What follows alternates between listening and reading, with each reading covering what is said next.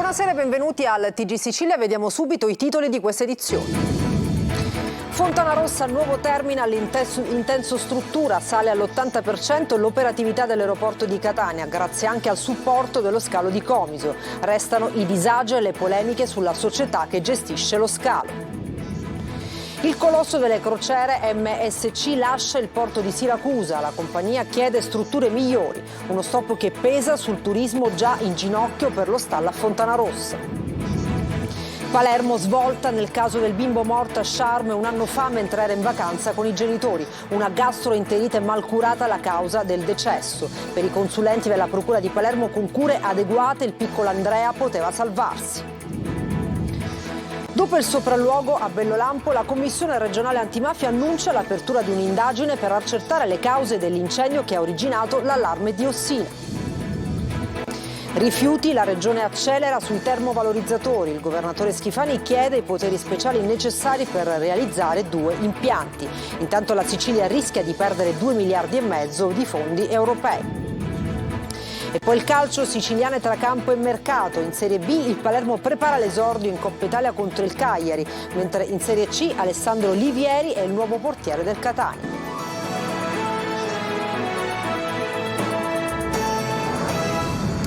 Fontanarossa, con l'apertura della nuova tensostruttura, sale all'80% l'operatività dell'aeroporto di Catania, grazie anche al supporto dello scalo di Comiso. Ma restano i disagi e le polemiche sulla società che gestisce lo scalo. Il presidente Schifani, dopo un sopralluogo, conferma la fiducia alla SAC ed assicura che Fontanarossa si avvia alla normalità. Vediamo. All'aeroporto di Catania si va verso la normalizzazione, parola di Renato Schifani. Dopo il sopralluogo alla nuova tensostruttura realizzata all'Aeronautica Militare, dunque con la collaborazione del Ministero della Difesa e la verifica dei lavori per rendere nuovamente agibile il Terminal A, chiuso per l'incendio di oltre 2 settimane fa, il Presidente della Regione Renato Schifani in conferenza stampa esprime massima solidarietà alla SAC e usa toni rassicuranti. La piena operatività dell'aeroporto si avvicina, spiega, ma nessuna data si può ancora fornire, in quanto si attendono le autorizzazioni necessarie. Schifani parla di istituzioni compatte e minimizza sull'assenza del sindaco di Catania Enrico Trantino. Dopo le critiche arrivate da più parti sulla governance della SAC definita inadeguata, alla domanda se continua a nutrire fiducia nei vertici della società che gestisce l'aeroporto, Schifani risponde così. Per quanto mi riguarda sì. Spetterà agli organi di vigilanza e di indagine valutare cause, disfunzioni o altro. Il governatore non commenta le affermazioni del ministro delle imprese del Made in Italy Adolfo Urso, che parla di fondi non spesi e di opere strategiche all'aeroporto di Catania attese da 11 anni. Guardi, io rispondo al ministro Salvini di queste cose, al ministro competente per materia. Piena consapevolezza del danno d'immagine all'economia. Si vedrà, spiega Schifani, più in là come intervenire. Il nostro obiettivo prima è tornare alla normalità. Tornando alla normalità si vedrà quali misure nazionali e regionali potranno essere previste. Con l'entrata in funzione della nuova tensostruttura, adesso l'aeroporto Fontanarossa riesce a garantire 7 voli in partenza e altrettanti in arrivo ogni ora. Con il supporto dello scalo di Comiso l'operatività è salita all'80%, ma i disagi restano, così come le polemiche. Sembriamo dei profughi, però speriamo si risolva presto questo problema. Vivere ancora disagi di questo tipo credo che sta creando un danno all'economia, al turismo e all'immagine, che sono danni inestimabili. Il Terminal A è stato bonificato. Anche la D di SAC, Nico Torrisi, rimanda tutto adesso alle autorizzazioni necessarie per la riapertura. Il colosso delle crociere MSC lascia il porto di Siracusa. Dietro la scelta della compagnia di la richiesta di un'accoglienza con strutture migliori. Uno stop che pesa sul turismo già in ginocchio per lo stallo a Fontanarossa. Giusy Lazzara. Un annus horribilis per il turismo siciliano. Arrivano cattive notizie anche per il porto di Siracusa, escluso dal programma 2024 di MSC Crociere. Una decisione che la compagnia giustifica con la diminuzione di navi disponibili, ma che sarebbe da ricollegare alle infrastrutture portuali con il fondale non dragato da tempo e un solo terminal. Ci sarebbe pronto un altro approdo con i lavori finiti, ma dicono dalla società consortile del porto di Siracusa non è stato ancora aperto porto per la mancanza di autorizzazioni e collaudi. Tempi che si allungano mentre MSC, in un comunicato, ringrazia per l'accoglienza e per il supporto delle istituzioni, ma auspica che a Siracusa possano concretizzarsi alcuni progetti, al momento al vaglio della Regione, in grado di fornire un'accoglienza più strutturata ai crocieristi. Un danno economico che peserà per la prossima stagione, considerato che le navi MSC nell'ultimo anno hanno portato a Siracusa 80.000 turisti, facendo fare il salto numerico per il porto che perde l'80% dei passeggeri crocieristi.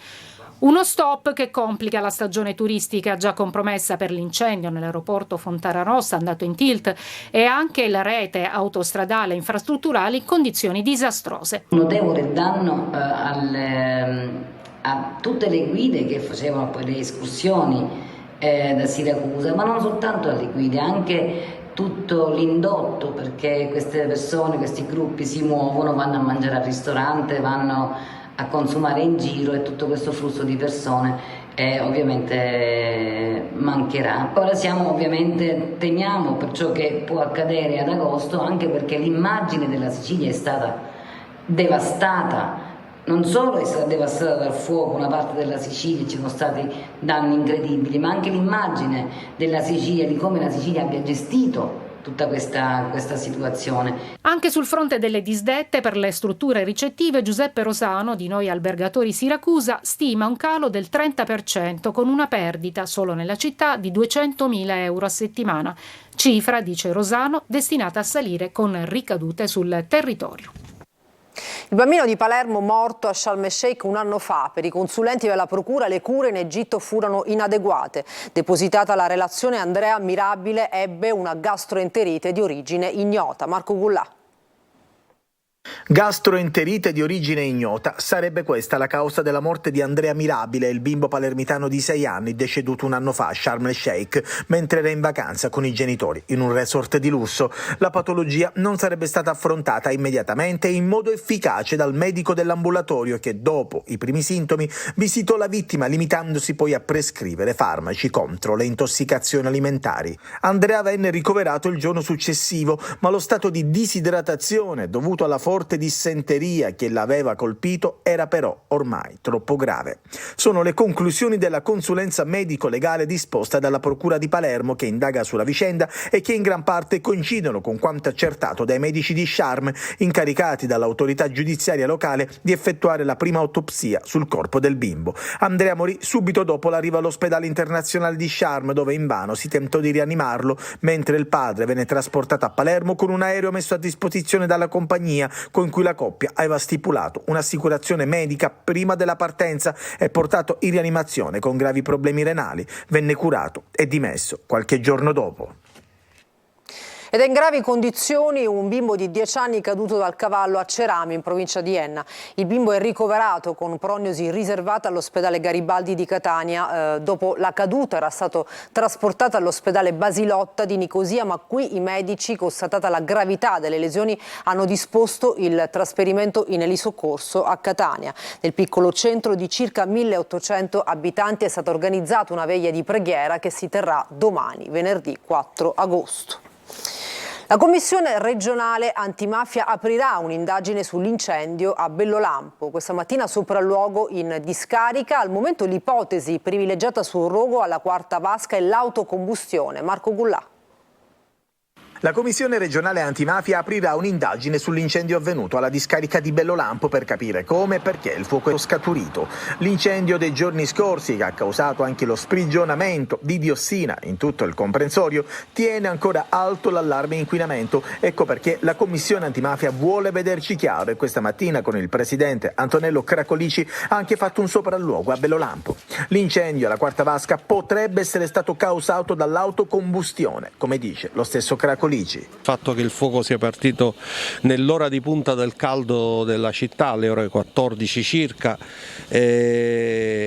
dimostra che probabilmente il calore è stato il motivo dell'accensione attraverso combustibili come il vetro, che possono costituire un fattore di accensione, perché difficilmente i fuochi si accendono da soli e questa è un'area tra l'altro non accessibile al piromane di professione. 2 giorni e mezzo di fuoco, momenti di grande impegno per la RAP. Operando in una zona molto a rischio delle alzamenti di temperatura delle ruspe cingolate che si sono fermate, quindi abbiamo immediatamente attivato noleggi di altre ruspe che in un paio d'ore sono arrivate fortunatamente, ma chiaramente l'incendio a una grande velocità si è divampato. Però mi fa piacere precisare che in pochissimi giorni un incendio di dimensioni notevolissime, come potete vedere, tutta la quarta vasca era presa dall'incendio, è stato domato. Sono stati soltanto 2 giorni e mezzo di fuoco pieno. Su Bellolampo l'obiettivo è quello di definire il prima possibile la 7ª vasca per evitare rallentamenti nel conferimento dei rifiuti. Il caso Bellolampo e l'emergenza diossina spingono il governatore Schifani ad accelerare i tempi per la costruzione di 2 termovalorizzatori, uno nell'area di Palermo e l'altro nel Catanese. Intanto la Sicilia rischia di perdere una grossa tranche di fondi europei. Lorena Dolci. Entro l'anno il bando per 2 termovalorizzatori e poteri speciali per accelerare le procedure e il rilascio delle autorizzazioni. Il presidente Schifani accelera sugli impianti che dovrebbero sorgere ai margini delle città metropolitane di Palermo e Catania. La soluzione all'emergenza rifiuti è la nomina a commissario, già concordata con il ministro dell'Ambiente Pichetto Fratin e in arrivo con un'apposita norma nazionale già tra qualche settimana. Il presidente Schifani dunque spinge per questo passaggio che farebbe uscire l'isola dal cappio delle discariche sature, inquinanti e pericolose. L'emergenza diossina a Bellolampo è stata il punto di non ritorno. Le SRR dell'isola sono al lavoro per analizzare i flussi dei rifiuti e mettere a punto un piano aggiornato. Catania invia i rifiuti al TMB di Sicola Trasporti. Sicola Trasporti in questo momento invia i rifiuti fuori regione, quindi all'estero, paradossalmente in un impianto di termovalorizzazione fuori Italia, a costi altissimi. In questo momento siamo intorno alle 350 euro a tonnellata. A farne le spese i comuni che hanno ottenuto per questo ristori dalla regione, ma anche i cittadini che pagano le tariffe più alte d'Italia. Solo con i dati in mano potranno essere individuati i siti in cui fare sorgere i termovalorizzatori. Attendiamo l'esito di questo studio al fine di poter definire il sito, quindi l'individuazione del sito. La Sicilia, che passa da un'emergenza all'altra, rischia di perdere anche i fondi europei. Secondo le stime della CGIL Sicilia, l'isola rischia di dover rinunciare a quasi 1,5 miliardi di euro dalla rimodulazione del PNRR annunciata dal governo nazionale. 3 gli assi di intervento principali: efficienza energetica, cambiamento climatico, prevenzione e gestione dei rischi. Mezzi aerei in azione e forestali sono impegnati nello spegnimento di incendi in provincia di Palermo. Gli elicotteri della forestale sono entrati in azione a Corleone, dove è andato in fiamme un costone roccioso. Incendi anche ad Aspra, dove sono intervenuti pompieri e forestali della protezione civile.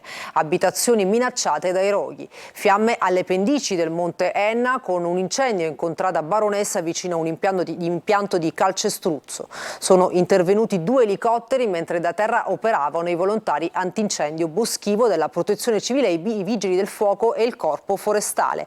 Anche all'Evanso un incendio ha minacciato la pineta dell'arcipelago delle Egadi. Il rogo è stato domato e i danni circoscritti. Il ministro dell'Interno Matteo Piantedosi ha incontrato questa mattina al Viminale la squadra dei Vigili del Fuoco di Siracusa, i cui componenti erano stati ritratti in quella che è divenuta la foto simbolo dell'impegno straordinario durante l'emergenza dei giorni scorsi sull'intero territorio nazionale, quando al termine dell'intervento per un incendio a Carlentini il 25 luglio erano distesi a terra provati dalla fatica dopo 5 ore di lavoro.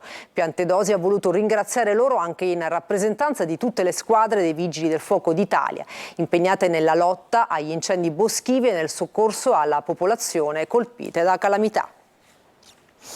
E a Messina è stata fatta esplodere l'ultima vecchia campata del viadotto Ritiro, autostrada chiusa per alcune ore. A fine mese dovrebbero iniziare i lavori di ricostruzione, ma i disagi alla circolazione stradale sono tanti. Francesco Triolo.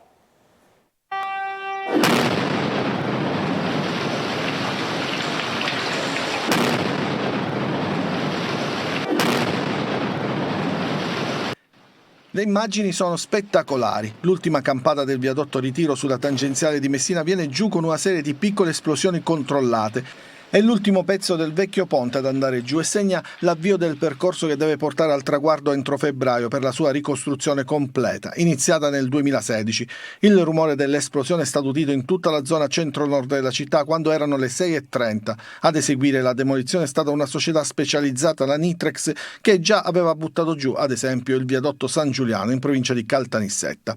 I tecnici hanno apposto tante piccole microcariche posizionate nei punti strategici, quindi sono stati rimossi dei dai tratti sottostanti al punto di detonazione. L'autostrada nel tratto tra Messina Boccetta e Rometta è rimasta chiusa sino alle 6 ed è stata riaperta poco dopo le 8 con le pattuglie della polizia stradale che hanno presidiato gli svincoli indirizzando le auto verso percorsi alternativi. Quello di oggi era un passaggio necessario prima della ricostruzione che inizierà tra un paio di settimane, il tempo per consentire ai lavoratori del cantiere della Toto di fruire delle ferie estive e poi a fine mese si dovrebbe ripartire con un obiettivo, quello di completare i lavori entro il febbraio 2024. 6 mesi nel corso dei quali i disagi saranno diversi perché dalla scorsa settimana è stata chiusa l'uscita di Giostra per chi proviene da Villafranca proprio per consentire il collegamento con la carreggiata lato monte del viadotto Ritiro. I carabinieri di Mineo hanno arrestato 5 rapinatori di Paternò nel Catanese con l'accusa di furto aggravato in concorso. Nel mirino dei malviventi è finito il Residence degli Aranci, un enorme complesso residenziale utilizzato fino al 2019 come centro di accoglienza per richiedenti asilo finanziato dallo Stato. L'enorme complesso residenziale era divenuto da alcuni mesi oggetto di ruberie di strutture metalliche, soprattutto manufatti in rame, la cui asportazione ha provocato alla società proprietaria danni ben superiori al €1.000.000. I 5 componenti della gang del rame sono stati arrestati dopo un breve inseguimento. Per 4 di loro si sono aperte le porte del carcere, mentre un quinto, l'unico incensurato, è finito agli arresti domiciliari. E cambiamo argomento. Con la sua carica di energia, Pupo ieri sera ha incantato il pubblico di Augusta, un concerto che ha ripercorso i suoi più grandi successi. Anche per il cantante toscano è arrivato in ritardo a causa dei guai di Fontanarossa. Eccolo al microfono di Francesco Aloi. Grazie per l'affetto e la stima che mi riconoscete e che è totalmente contraccambiata. E non lo dico così per ottenere un consenso, ma lo dico convinto.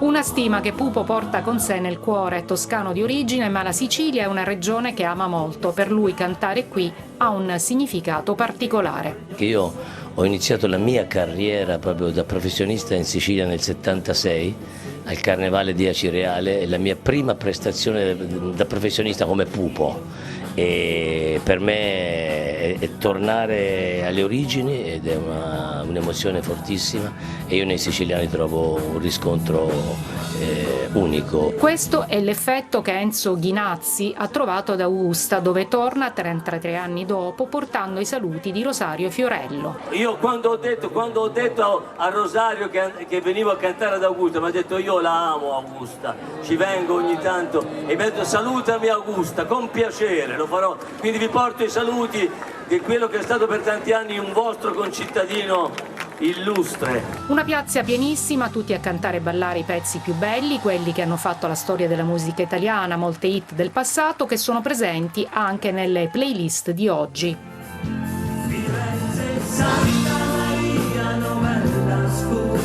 Sulla carta d'identità quasi 70 anni, ma con la sua vitalità ne dimostra molti di meno. I fan lo hanno sempre amato per cantare uno dei suoi pezzi più apprezzati, scritto da Cristiano Malgioglio.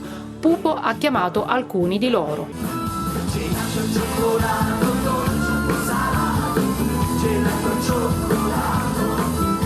E in Sicilia la lunga estate di musica non è ancora finita. Una breve pausa, tra poco il calcio, non mancate.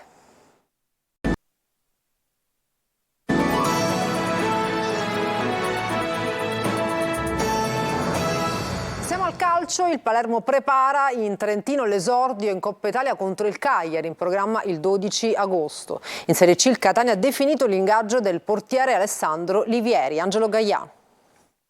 Si avvicina il primo impegno ufficiale per il Palermo, che il 12 agosto sarà in scena a Cagliari per il primo turno di Coppa Italia, e pian piano nella quiete di Pinzolo si affinano gli schemi in vista del campionato. Rosanero è in campo domenica per un'altra amichevole, questa volta contro il Trento, dell'ex tecnico Tedino. Corini ed il suo staff, in particolare Lanna e Bovo, stanno lavorando molto sui movimenti difensivi. Si è rivisto in campo anche Buttaro, che sta smaltendo una brutta botta alla caviglia. E in queste ore in Trentino è atteso l'arrivo di Diego Valencia, che ha lasciato il ritiro della Salernitana per aggregarsi al gruppo rosanero. E non finisce qui, visto che la dirigenza palermitana ha messo nel mirino Rivas e Di Chiara, entrambi della Reggina. In uscita, l'ex romanista Soleri sarebbe finito nel mirino del Brescia, mentre in Serie C il Catania ha il nuovo portiere. È il 26enne Alessandro Livieri, lo scorso anno a Pisa, e arriva ai piedi dell'Etna con la formula del prestito con diritto di riscatto. Il DS Laneri è in cerca anche di 2 difensori e di un altro attaccante.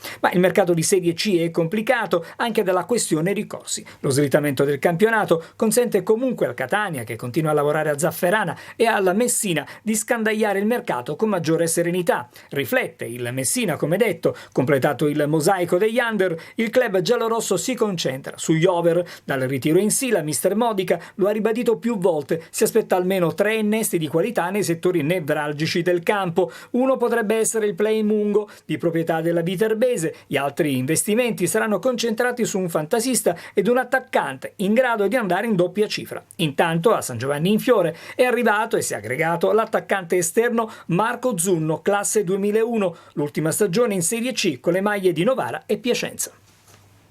E per stasera ci fermiamo, grazie per l'attenzione, buona serata.